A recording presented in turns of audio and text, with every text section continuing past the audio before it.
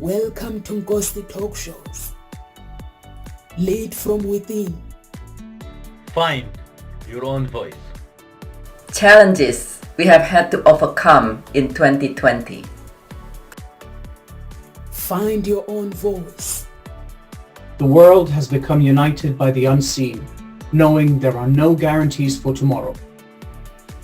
Lead from within. Find your own voice. Let the world hear your voice and be filled within. For the day has come for you to be a great leader. The time has come to break away from the pain, distraction, experience the unthinkable. Find your own voice. Lead from within. Welcome to Nkosi Talk Shows, everyone. My name is Nomsa Clara Mncube. I am your love harmonist. I am the founder of Hope Spring Eternal Introduction Agency and the founder of Nkosi Talk Shows. With me today is Amanda Cottrell. Amanda, please introduce yourself to your audience. Good morning, everyone, from Calgary, Alberta, Canada. I know it's afternoon. We're in England. I am the founder of Art, Mindfulness, and Creativity. I help people find their own unique creative capacities within themselves. And I am a teacher, an author, and an illustrator. So our topic today is having the courage to do the right thing when others are not. Amanda, you've chose this topic.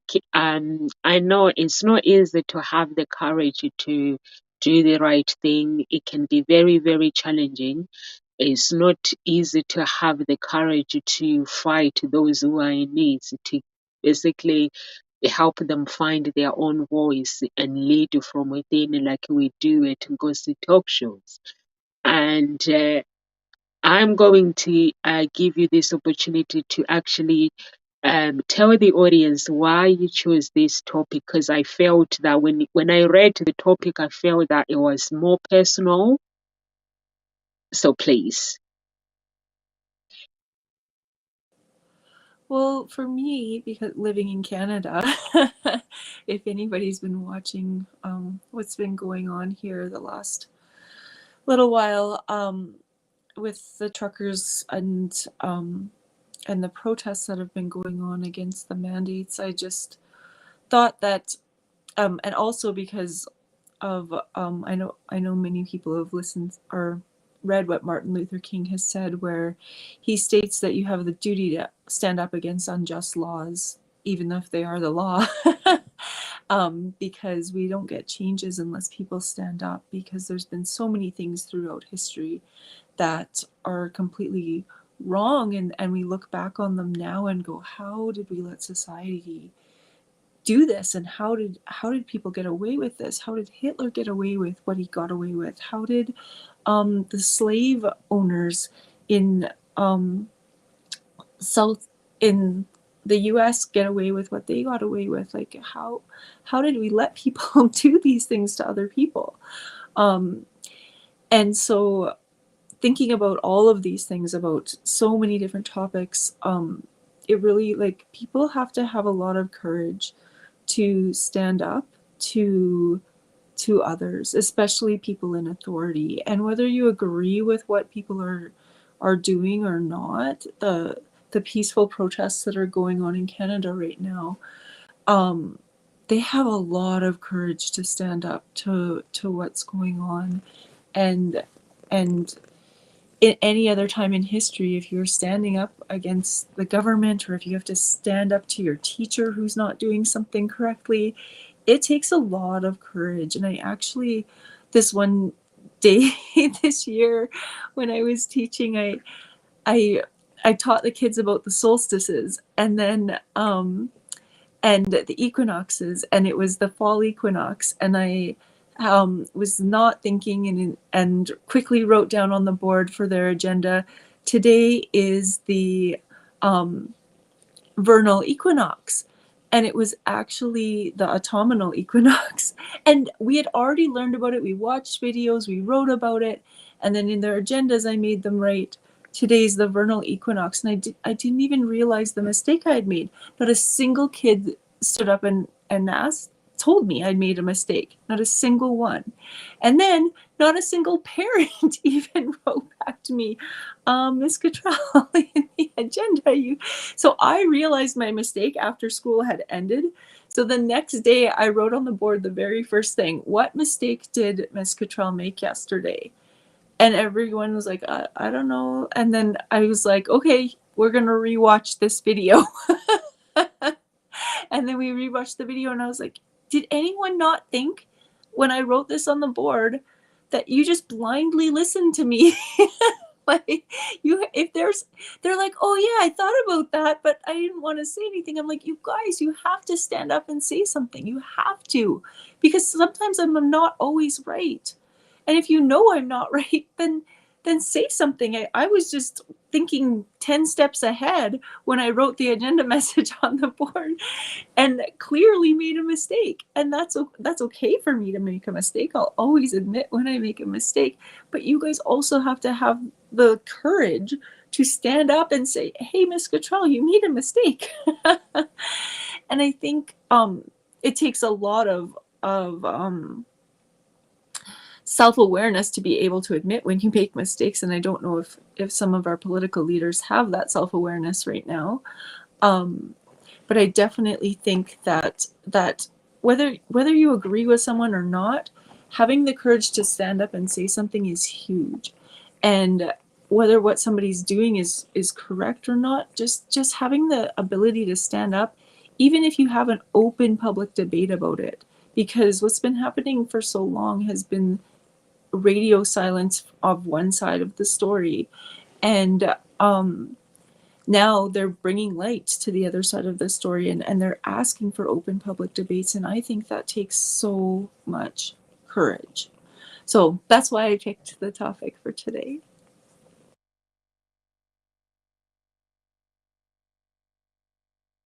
I need to unmute myself. That's beautiful, Amanda. I know that the example about your students, I know that sometimes some children, they believe that if they speak up, they will be seen as someone causing trouble. Or sometimes basically people intend to listen to someone and they don't basically pay attention of the mistakes. And you may find that some of the kids didn't even say the mistakes at all.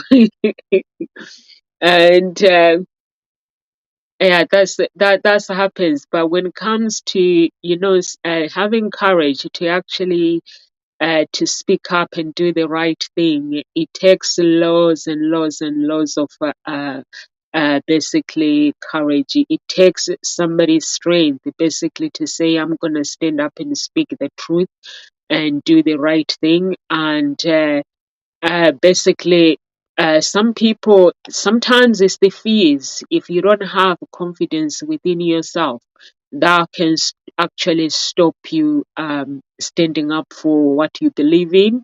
Like there's so many, like you're saying, the leaders around the world. Leaders basically, they do the right thing based on what's going to benefit the country. That's what's going to benefit them. How is it going to save money? It's never about, it's about the public. When they're campaigning, everything is about the public. So you've got to understand how things work when it comes to leadership, when it comes to leaders that are ruling the world.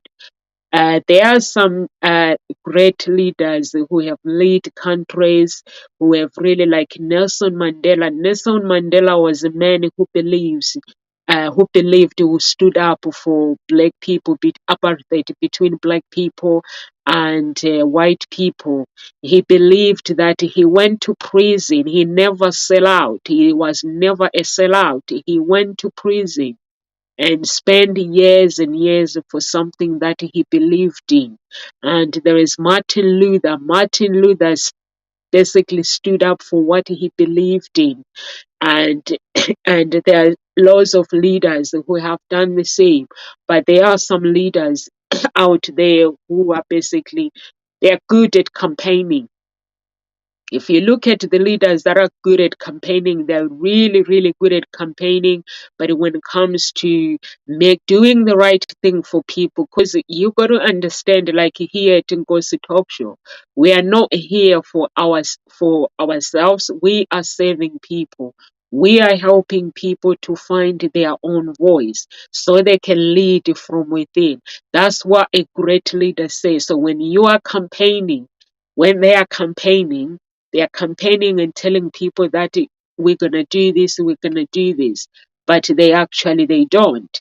It's like the pandemic. The pandemic is the unseen. We are fighting the unseen. We are fighting something. We've lost our loved ones. There's so many people who have lost their loved ones. So many people were left crippled. And for the government, basically, if they say, okay, if you don't want to have the vaccine, you're gonna have to do this, you're gonna have to do this. Can you imagine the stress that people are already going through, and then somebody else put basically the pressure of people, because the people believe that those who don't want to have the vaccine, it's their choice, is they need to pay the price. But it doesn't work like that. If somebody has a clear of what is going on, for me, basically, I did have the vaccine, but I don't even know what works, what doesn't work. So for me, I see people going for sure. Say it's like a vaccine is like a savior to other people, but it's not. No one knows why people are surviving. The scientists, yes, they are working out. At the moment they are working things out, but it is actually 100%.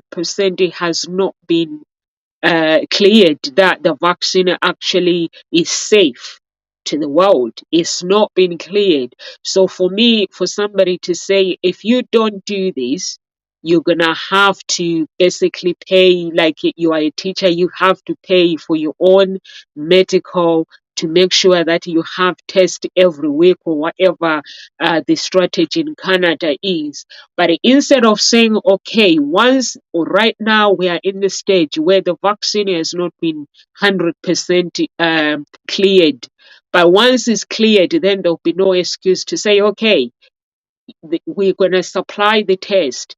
We're going to supply the test for people to go for test, because whether you vaccine or non-vaccinated, you still get a free test. So if they say, okay, it's just looking at the situation, not one-sided, both sides. Why do these people don't want to have vaccine? Some people have fears. They have fears of the outcome. No one knows the really long-term effects of the vaccine. So people have fears. I've had the vaccine, but it doesn't mean that it's going to save my life. I still wear mask. I still stay away from people, and I still pray to God that I've made the right decision. It doesn't mean that I'm actually 100%. I still pray to God and say, God, I hope I did make the right decision. So over to you, Amanda. Yeah, I think for something like the vaccine, it's so personal, especially because like some people who've had a loved one who had a severe reaction to COVID and passed away or got very sick, then they would believe in the vaccine and believe that it helps. And then someone who's had a friend have a severe side effect from the vaccine would be very the opposite. They would be very concerned about the vaccine, and I know from looking at the VAERS report, the Vaccine Adverse Effect Report in the States, that there's a huge number of adverse effects, and so I think that we all have to have compassion for everyone, and that's the part that I'm really struggling with, is the people that are saying the unvaccinated should die or whatever, and it's like, do you put yourself in their shoes? is what I want to say to people. Like, put yourself in their shoes. Have you had somebody that you love or care about have a severe adverse effect? If you did, would you think differently? If you had, and then the same for people who are not vaccinated, and to look at people who are scared and say, why are they scared? What did they go through in their life to be scared, and to still continue to wear masks and to be fearful of others. And because I know in Canada, well, in Alberta now, we don't have to wear the kids don't have to wear masks. Adults are supposed to. But the fear and just understanding, like having empathy for others. And I think that's something that's really been lost through this. Is at the start of the pandemic, there was a lot of empathy for each other and a lot of feelings of togetherness. Whereas once the vaccine got emergency approved, and then our politicians were pushing, and certain health experts were pushing the narrative that if you weren't vaccinated, you basically are not doing the right thing. That's what the Canadian politicians have been saying. But there's also been there's two sides to every story, and you're right, Gnomes, that we don't know the long-term effects. So my view is just like, you have to have empathy for others no matter what, because you don't know what they've been through. And so I think that's something that people who are taking a step back, you have to have a lot of courage to just say, like, I want to have empathy for others, no matter what their choice. I haven't lived their life. I don't understand why they've made the choices they've made, but I need to have empathy for others. I'm not going to just blindly listen to my politicians and where they say, only these people did the right thing. It's like, you don't know. You can't make that statement. That's not a truthful statement. Doing the right thing looks different sometimes for each person, because you don't know what they've been through. And I think that's something that we really, really need to understand, is that you don't know what other people have been through. So sometimes having courage is taking a step back and just understanding that we need to have empathy for others. And it's hard to stand up to people. It's hard to stand up to teachers. It's hard to stand up to authority, especially when the mainstream media is pushing one side. And I think from my view, I look at both sides of the media. I look at the independent media, and I look at the mainstream media, and I just think the answer is somewhere in the middle. The truth is somewhere in the middle. It's like when I sit down and talk with students about something that happened at recess or whatever, and there's two extremely different sides of the story, and I can never get the 100% truth, but I always believe that what one kid is telling me is their truth, is what happened, and the other kid is telling me their truth of what happened. And generally the answer to what really happened is somewhere in the middle, because the way we perceive the world affects what is true for us. So I think that's something to really consider too. Yeah, I think I agree with you, Amanda. We don't know. I always say, sometimes when you meet people, you don't know what they are going through. Never meet someone and leave them feel that they wish they've never met you, because you don't know why. God brings angels. Every person you meet in life, there is a reason why. And having the courage to do the right thing, basically, is like, I can sit on the other side and say, people who have not had the vaccine, I can judge. I can say anything that I want. But the thing is, I don't know the truth about the vaccine. I don't know the truth about the story of those who don't want to have the vaccine. I only know my own truth. And my own truth is I haven't got a clue what is going on. I haven't got a clue. I said to my father-in-law, okay, I had the first one and I had the second one.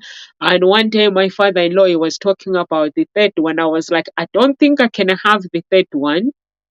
I did the first one and the second one, but I don't think I can have the third one because the third one, it doesn't feel like a vaccine anymore. It feels like an obsession. Someone is basically obsessed with this vaccine. Vaccine is not a god. So I was like, for the first one and second one, I can understand. By the third one, I'm like, I don't understand it anymore. So I was like, I don't think I'm gonna have the third one. The second one is fine, but is it the third one or the fourth one? I think there's a booster and there's another one that was meant to come out. So I was like, that is becoming too much now. I said to my father-in-law, that is becoming too much. But for some people, they believe that vaccine is helping and things. But for me, basically, I believe that I think the attack, the disease was very, very aggressive when it started. But now people are aware of what to eat. People are eating healthier, and people are basically taking a caution. They wear masks, and there's some who have health problems. They can't wear masks. But I went to my daughter's event yesterday, and almost everyone there was wearing a mask. They only took the mask off when they were eating and then they put it back on. People are actually very, very cautious about what is happening. They are alert. I think that's why basically things are changing. And also, um, things are changing as well because I think there are some people who are using like mostly healing. They're healing themselves. They're able to do things. So I cannot stand there and basically judge and say those who didn't have the vaccine they are this, they are this. I can just have the courage to speak. For me, I have the courage to speak up and say to somebody, we've been through a lot, whether vaccine or non-vaccinated, we've been through a lot. There is no clear path about this pandemic. So if I'm not clear of what I'm doing, you can't force me to do what you want me to do. Everyone has a choice. So people are not clear of what is happening. So you have the courage. There are those who don't have the courage, who will have the vaccine and be a follower. There are those who will say no to vaccine. There are those who will say yes to vaccine, but they will still fight for those who are not vaccinated because they have the courage to see the choices, to see people's choices. They have the courage to actually say, because that person is a woman with integrity and a man with integrity. So for them, they're like, I've had the vaccine, but let somebody who didn't have it have their own choice. So there are some people who are speaking up for other people, and there are some people who are discouraging others, who are blaming basically people that those who have not had the vaccine, it is their fault. But it is not. It's not their fault. No one knows. I don't have a clear path. If somebody can sit down with me why I've had the vaccine, I have no clue why. Honestly, I have no clue why. So I can't tell somebody and say, oh, I knew it's going to save me. I don't think it will save me because it's not a God. God can save me. If I want to, if God says, no, Nomsa, it's not your time. Vaccine or non-vaccine, I'll survive. So I don't think I can have the courage basically to sit there and judge anyone. The only courage that I can have is to stand up for people and say, like, we're in the group, we are in the group of parents group, and parents started really getting annoyed that children are not doing the activities, and they were having a guy at each other, having a guy to the school, the teachers, and you name it. So everyone, they got told off by other teachers because in the group they're teachers. So then I was like, I just put a message and say, listen, the teachers have gone through so many challenges. Parents have gone through so many challenges. Children have gone through challenges. Who are we fighting? Nothing. We're fighting the unseen. So we might as well pray and hope that this disease goes away, because for us, and I was like, if for me, basically, if I meet a parents, they're breathing, a child is breathing, the teacher is breathing, and the children basically they're improving in school with their education, the little things that we're not able to do it right now, I think it can wait. So that was my message, that it can wait, because for me, as far as I know, there are so many teachers who have been left crippled by the pandemic, and there are so many parents who have left crippled, and the children basically going through the stress, not knowing when they are going back to school. They have been affected. So I was like, if we argue against each other, does it help? No, it doesn't. So I have the courage to say to people, as long as you're breathing, stop mourning, because that's what life is at the moment. We just hold on to what we have. We hold on to be grateful, basically. Honestly, if I look back, I watched my daughter during Christmas. She had the COVID, and I watched her. She was playing with her phone. Her friends were coming through the window. She was talking to them. But then I said to myself, with the people that had this thing in 2020, they didn't have all this. They didn't have the leverage of speaking. So basically, you have to have the courage to speak for what you believe in. For me, for what I believe in is you had the vaccine, you did the right thing for your choice. That's amazing. Hallelujah. I had the vaccine as well. You didn't have it. That was your choice. So we can't blame who did what, who had it, but the government cannot. It's like they cannot blackmail people and say, if you don't do this, this is what is going to happen. If I'm choosing death, if I'm saying I'm choosing not to have a vaccine, so you've had COVID and you didn't have the vaccine, but you've survived.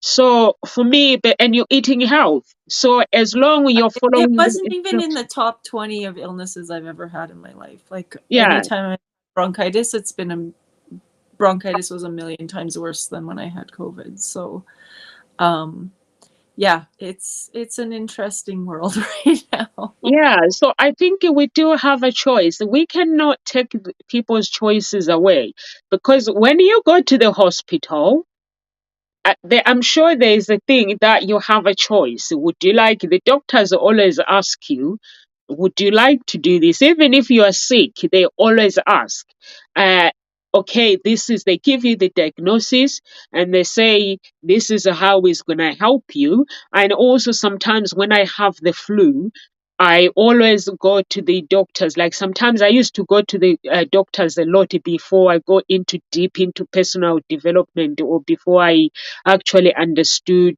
the healing process, self-healing process. I used to spend my time at the doctors. I don't know why, with the flu. And the doctor will be like, it's just a virus, flu. And then they will suggest something. This is the antibiotics I can give you. But the doctor will also say the antibiotics, but I don't think they work.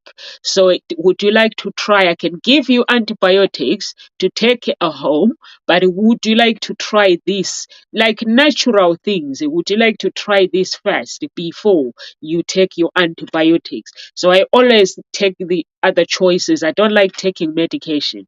So I always take the other choice. So I think we shouldn't take people's choices away to say no work, no vaccine, no work.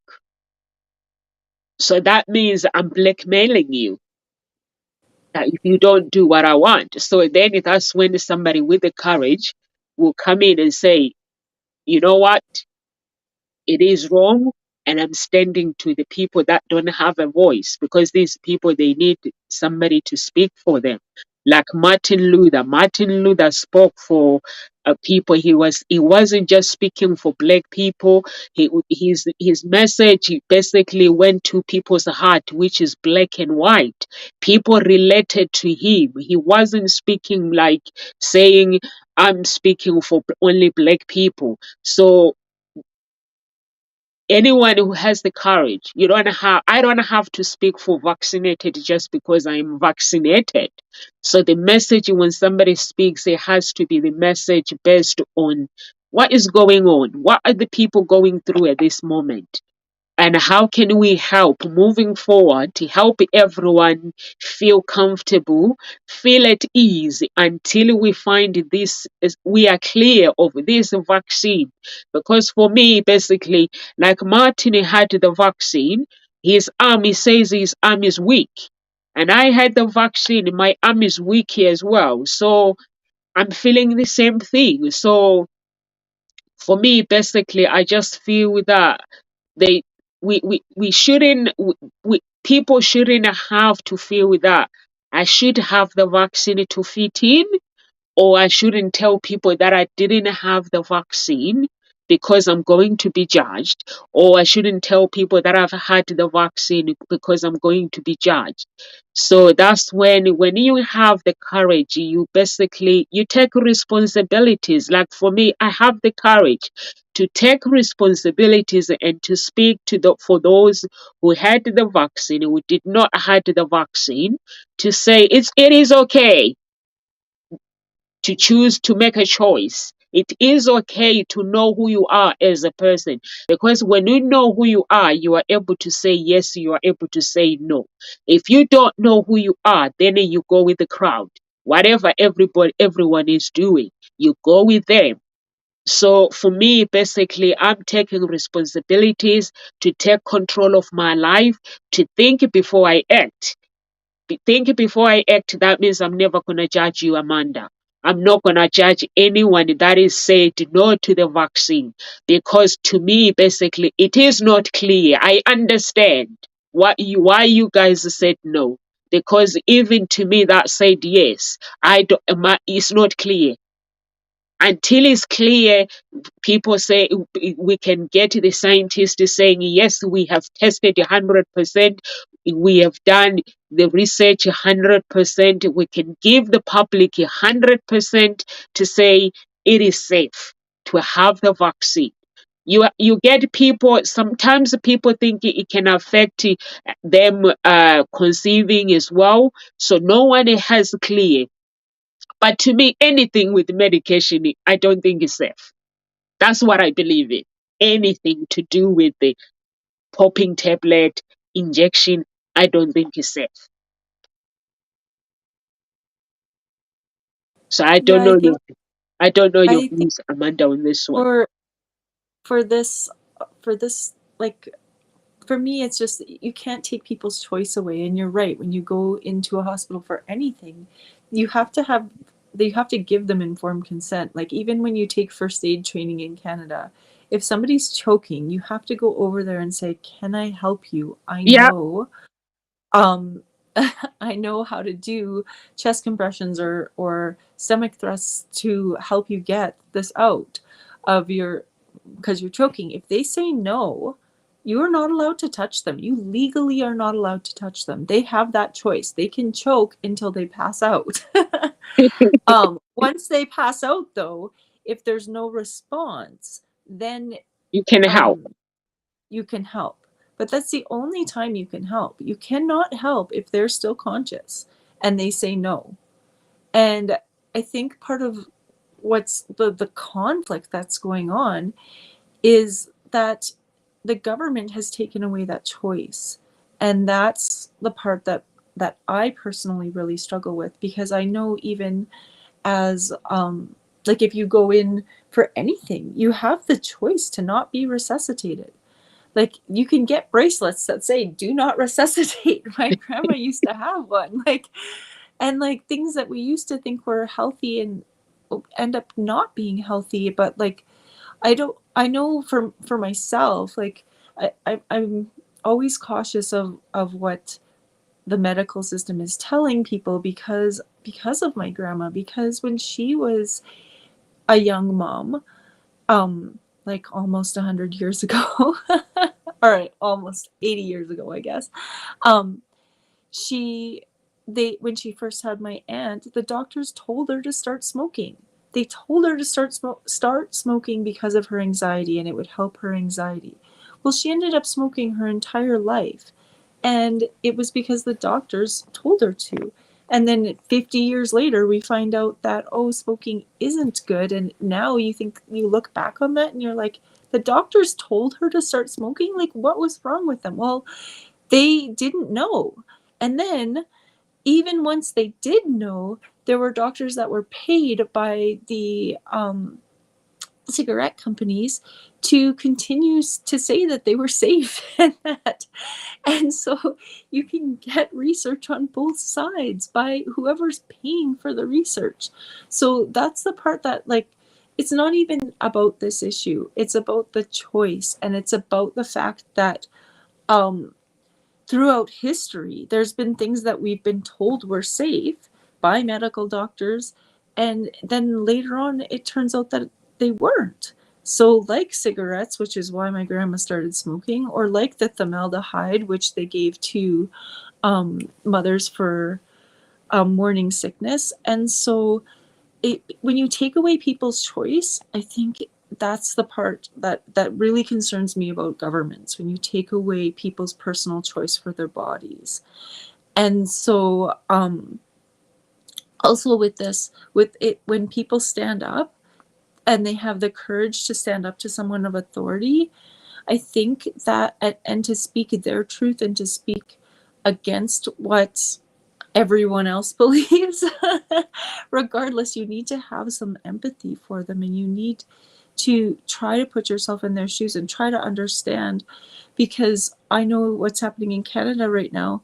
Some people, like the truckers, it's all walks of life. It's all different ethnicities and all different people who are vaccinated, people who are unvaccinated, people who are triple vaccinated.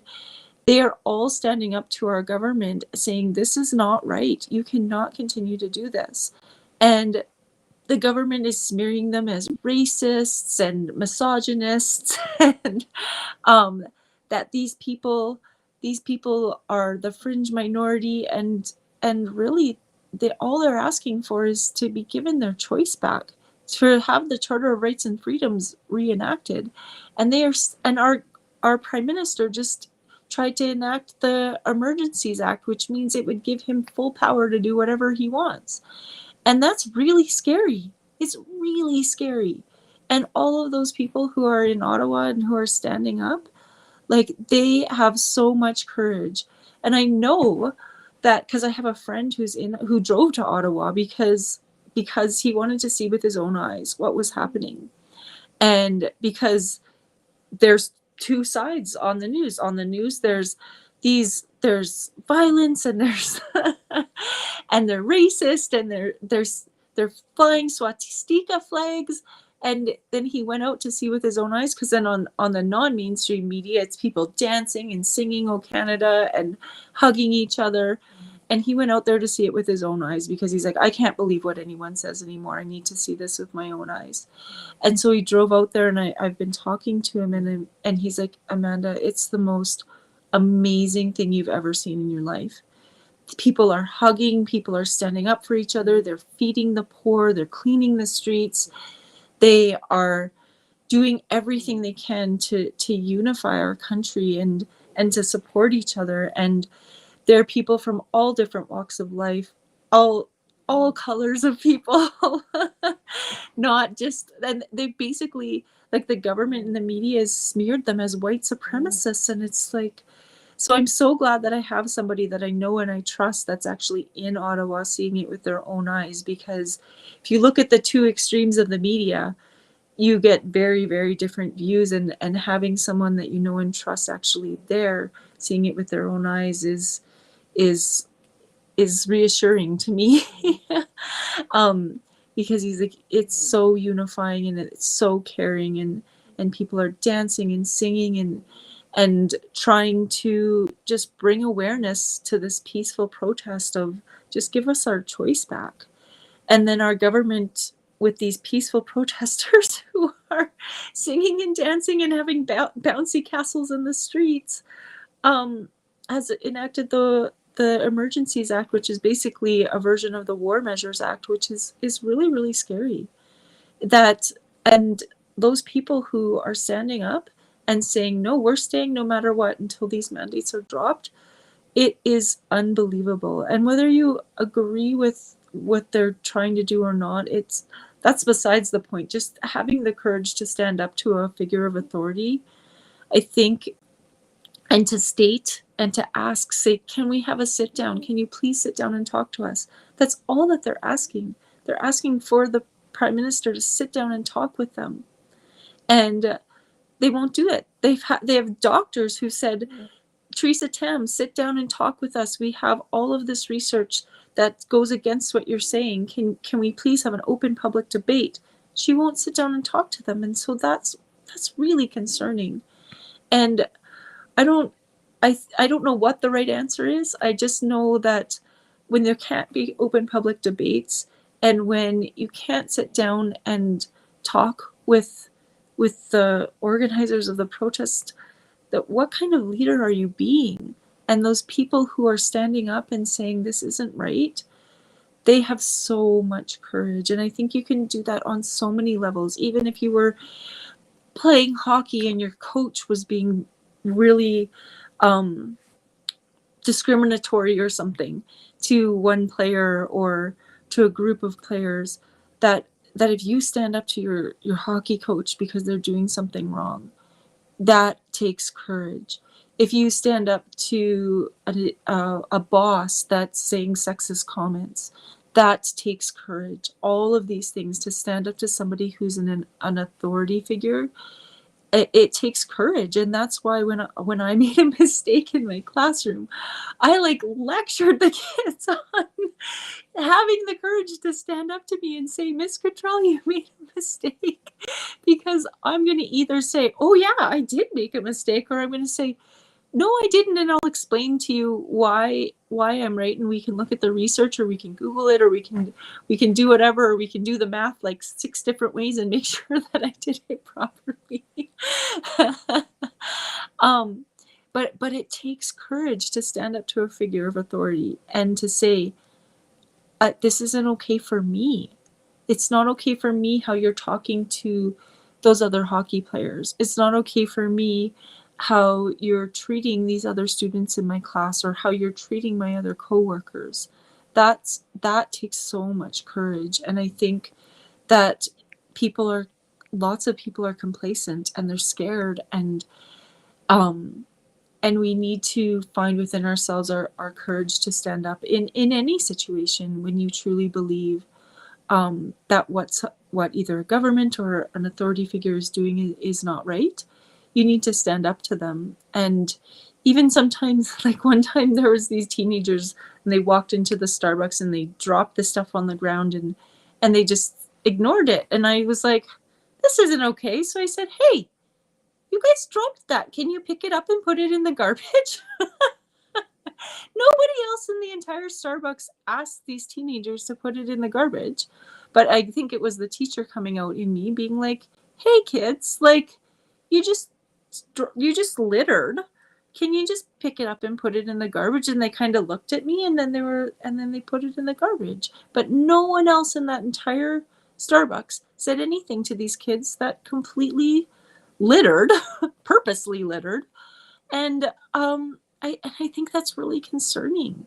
We need to be able to ask kindly for people to do the right thing. And it can happen on anything. Even if you see somebody being not kind to an animal, just say, hey, don't do that, stop. And so many people will just walk by and ignore it. They'll walk by seeing somebody being abusive to their spouse and not say anything. And we need to have courage to stand up in so many situations. And right now, with what's going on in the world, there's a lot of people who are starting to find their courage and stand up. Yeah, that is so true, Amanda. We choose who we want to be. And when your choices gets taken away from you, it can feel that part of your life is been stripped away, because we all have choices in life. And I always look at my children. I do tell them off, but when I tell them off, when they make mistakes, I always look at them like, if I was to do this to my children, or speak to them like this, or treat them like this, I'm taking their choices, their freedom of believing in me, and the trust, and having the ability for them, because when they are growing up as well, they'll grow up and be a leader to somebody else. But if I take that confidence away from them, then that means I'm taking basically their choices away. It's like the food. When you're eating food, there are some parents, like, you will say, you don't get to finish dessert if you don't finish your food. The food has to disappear on your plate. So I look at my life, I'm like, but when I eat this food, I have a choice to finish the food or to leave it. I can understand if a child is eating the food and they don't want to eat proper food, they want to eat dessert. You can encourage them and say, I think you can eat more. I can understand that. But when somebody says, you eat your food or else, I'm like, that's a choice. You're taking a choice. I always say to their father, that is a blackmail. It does not sound like a telling off where guidance is a blackmail. He feels like a blackmail, and you'll be like, oh, wow, eat whatever you can, man. So we all have a choice in life to basically to guide, to lead, and to influence the other people. We all have choices basically to guide people so they can have that inner strength and be the person that they want to be. And when those people feel that their choices have been taken away from them, and that can be basically, it can have an effect on someone, because we all human beings. And if you look at it right now, like there was a story that was going on with the prime minister, and they kept going on about it. I think they're still going on, like it now, that they made people go on lockdown. But I think they did a party. They were naughty. They had a party at Downing Street. I don't know if you saw in the news. And they keep going on. I'm like, people are dying. We need to talk about things that are going to build us. They can discipline him, and not to talk about it every day, because it sells. The newspaper sells. Once they talk about it every single day, people will be wanting to watch more TV, wondering, has it been sacked? What is going on? So they don't realize the impact. And my father-in-law, he was updating me, and I was like, oh no, can they talk about something else? Instead of talking about how the prime minister had a part, I was like, yes, he made a mistake.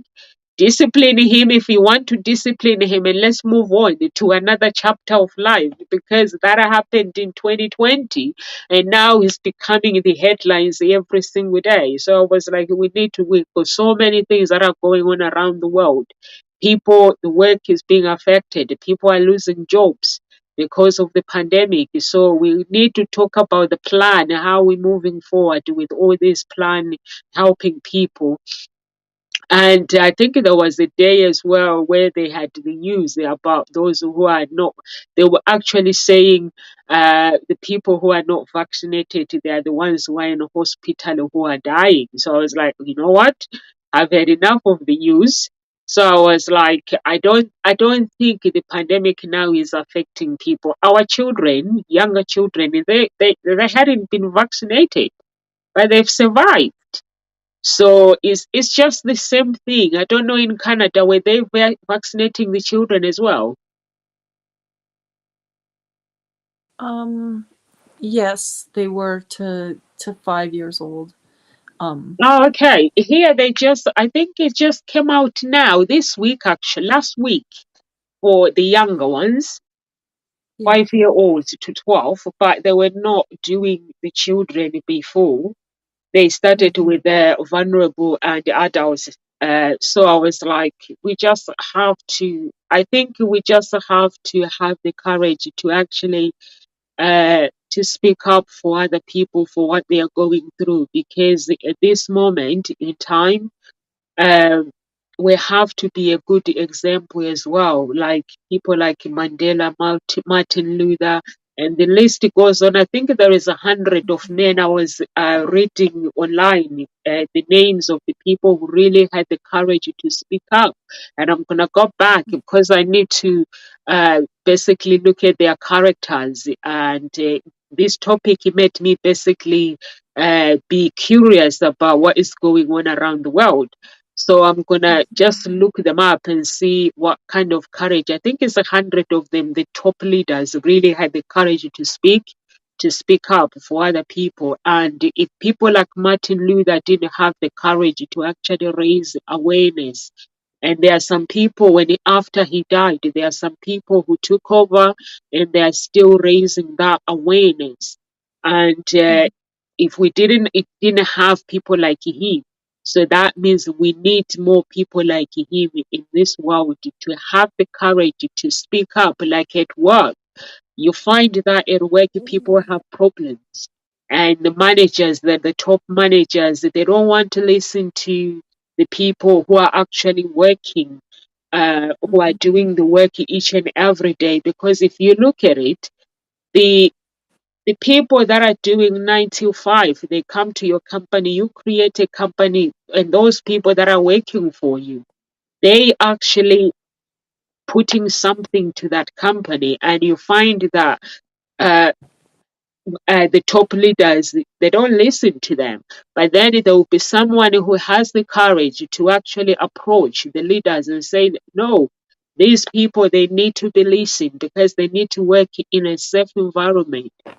Like with the pandemic, non-vaccinated and vaccinated, there's got to be basically some boundaries, things that cannot be said by those to those who have no basically who don't understand. How can I accept something if I don't understand it? So I think that is the right term to use, to say people, instead of saying people have refused. They didn't refuse. People are like, I don't understand it. Why would you want me to do something that I don't understand? They are not clear. Give me a clear path, where this vaccine will take me. If you want me to have it, give me a clear explanation. So basically, they didn't refuse, but there's no clear path of where it's gonna lead. So I can't have something that I don't understand. So that's something that for me, that's what I'll be fighting and saying, listen, I cannot have something that I don't understand. I'm not refusing. All I'm saying is wait till the researches are clear, till they have basically that reassurance that things are going well, things are working well. Then I can actually have that courage to actually take the vaccine. At this moment, I'm not refusing, because there is no one that I've listened to. The people who have not vaccinated, there is no one that says, I don't want to have the vaccine. They're saying, I don't want to have it because it's not clear. The research is not clear of what the result, the outcome, the later outcome, or what is it gonna be. There is no clear explanation or clear path to explain to people that this is is safe. No one is saying it's safe. They're saying we don't know. So they find the vaccine are coming up. I think so many things we don't understand too. Yeah. Like, even if you look at chemicals in our products, like now there's products that say no parabens, no phthalates, no perfumes, because we're starting to realize that because it takes a long time for those things to come out. And so even like BPA in our plastics, we didn't know at the time that the BPA could cause cancer, and now that they do, now there's all these BPA free products. And so I think that's something that we really need to understand, is that we don't know long-term things, and to have the courage to stand up to something with that you're like, this isn't quite right in my soul. I think that's so important, is to stand up when you're like, no, something doesn't feel right here. I know you were talking about Martin Luther King and other people who have stood up, and there's so many people that I just learned last year about Viola Desmond in Canada. She's on our $10 bill, and she went into a movie theater and she sat in the white section, and they told her she couldn't sit there, and she's like, oh well, I'll pay the extra to sit here, and they're like, no, you need to go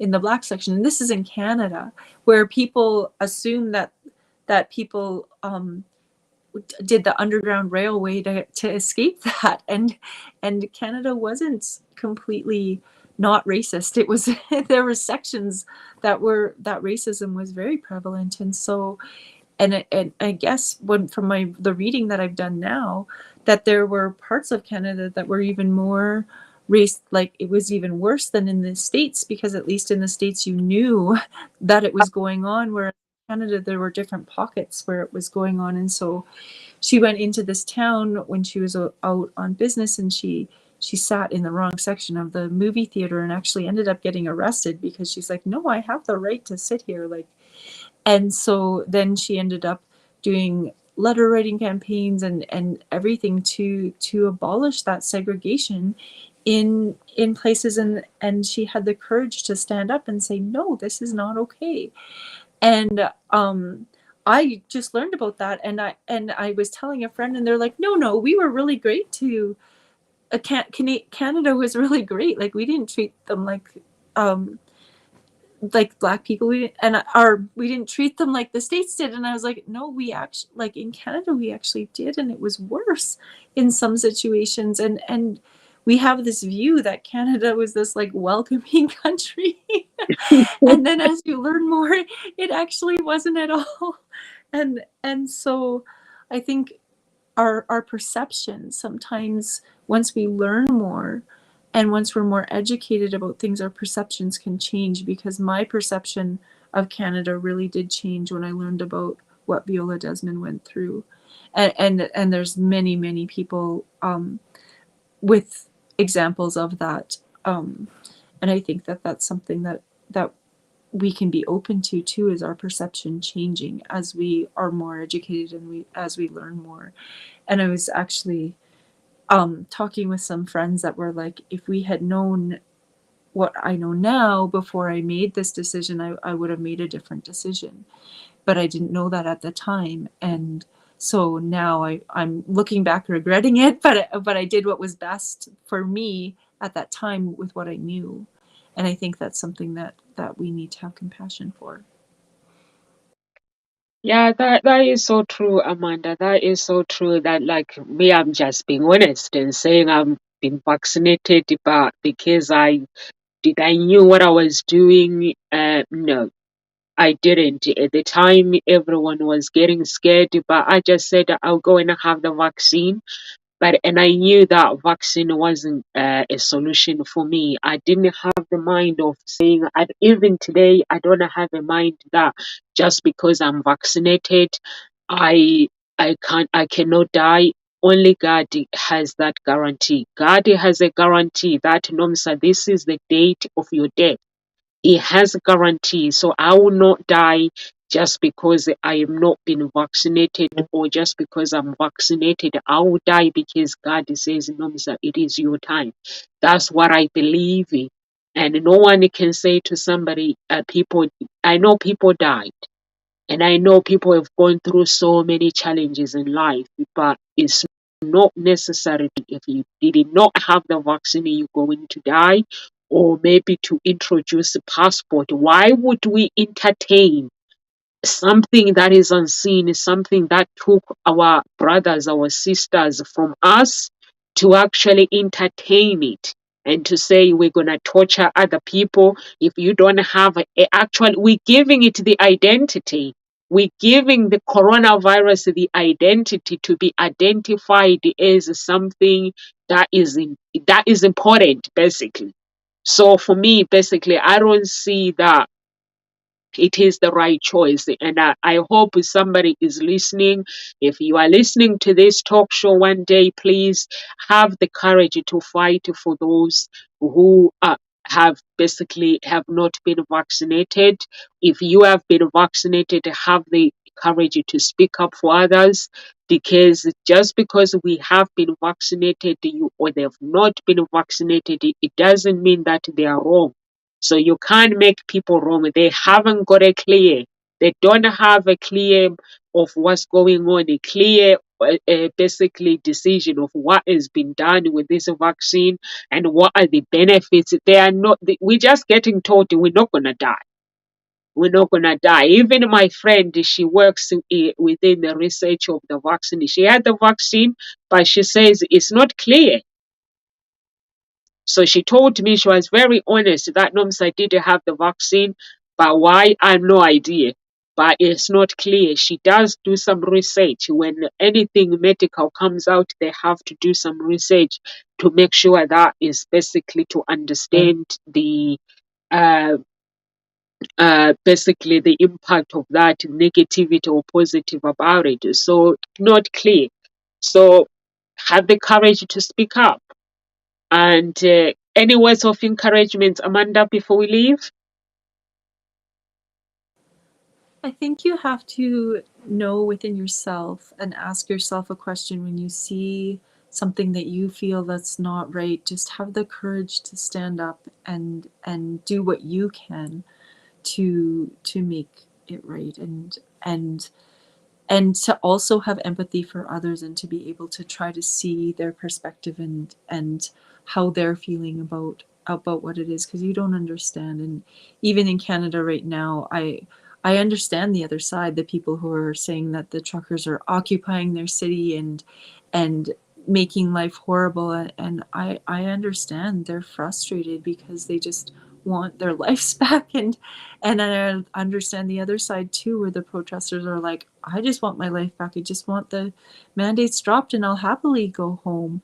So I understand both sides and have compassion for both sides, but I think sometimes the people in authority need to have compassion and understanding for both sides and not just be one-sided, and that's the part that I hope people have the courage to stand up to people of authority.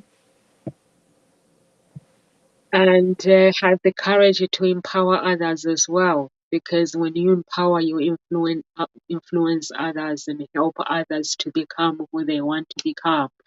And if you know that you have a voice that can help somebody, that can help other people, why not be one of the leaders that spoke for others around the world, that changed the world? They change people's perspective, how they see the world. See the world as a better place. We are one. We don't need to give the identity. I think we need to tell the government in Canada, we do not need no identity of coronavirus. If you add how many people have been killed, I think it's over 1 billion around the world. People have been killed by this, so they don't need to give it an identity passport. No. So we are here at Ngozi Talk Show Monday to Friday, 1 p.m. UK time. And if you would like to share our videos later, share some love with your friends and family. If you want to connect with our coaches, please do connect with them. If you need any coaching, please get in touch. Or if you want to follow Amanda's story in Canada, what's going on in Canada, please do follow her on social media. She can update you on what is going on exactly. And live with grace, everyone. See you tomorrow at 1 p.m. UK time.